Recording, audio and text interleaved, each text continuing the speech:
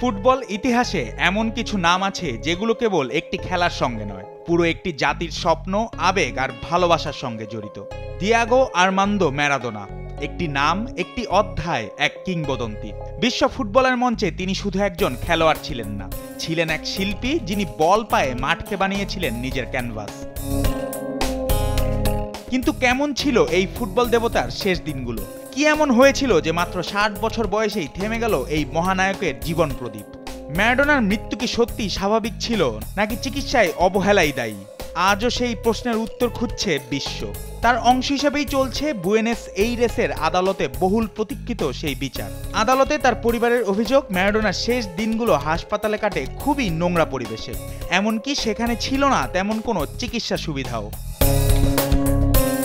2020 সালের 25 নভেম্বর হৃদরোগে আক্রান্ত হয়ে মারা যান 1986 বিশ্বকাপ জয়ী আর্জেন্টাইন মহাতারকা দিয়াগো ম্যারাডোনা। কিন্তু তার মৃত্যু ঘিরে তৈরি হয়েছে এক বিতর্কিত অধ্যায়।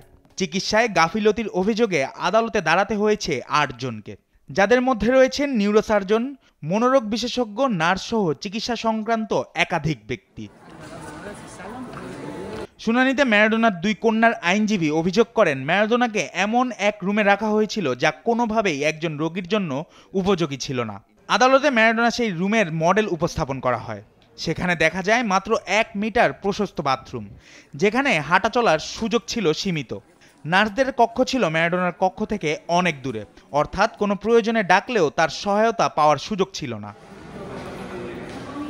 চিকিৎসক লিওপোলদো লুকে, মনোরোগ বিশেষজ্ঞ আগুস্তিনা কোসাচভ, মনোবিজ্ঞানী কার্লোস দিয়াস সহ অভিযুক্তদের বিরুদ্ধে অভিযোগ, তারা ম্যারাডোনাকে প্রয়োজনীয় চিকিৎসা দেননি, বরং এমন এক পরিবেশে রেখেছিলেন যা এক প্রকার মৃত্যুর দিকে ঠেলে দেওয়ার শামিল।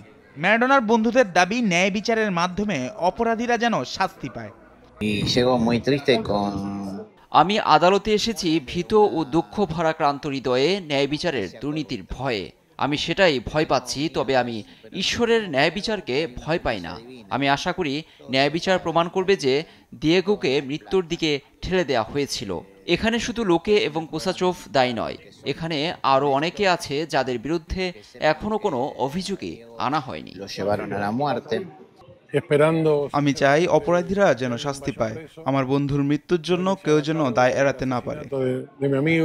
আগামী মঙ্গলবার মামলার শুনানি হবে, যেখানে সাক্ষ্য দেবেন প্রথমবার ম্যারাডোনার মৃত্যুর স্থানে প্রবেশ করা পুলিশ কর্মকর্তারা। সপ্তাহে 2 দিন বিচার কার্য চলবে এবং অন্তত 100 জন সাক্ষ্য দেবেন বলে ধারণা করা হচ্ছে। বিচার প্রক্রিয়া জুলাই পর্যন্ত গড়াতে পারে। বিশ্বজুড়ে ফুটবল প্রেমীদের প্রশ্ন একটাই, ন্যায় বিচার কি পাবেন ফুটবল ইতিহাসের অন্যতম এই সেরা কিংবদন্তি? জুবাইর নূর, স্পোর্টস ডেস্ক, দেশ টিভি।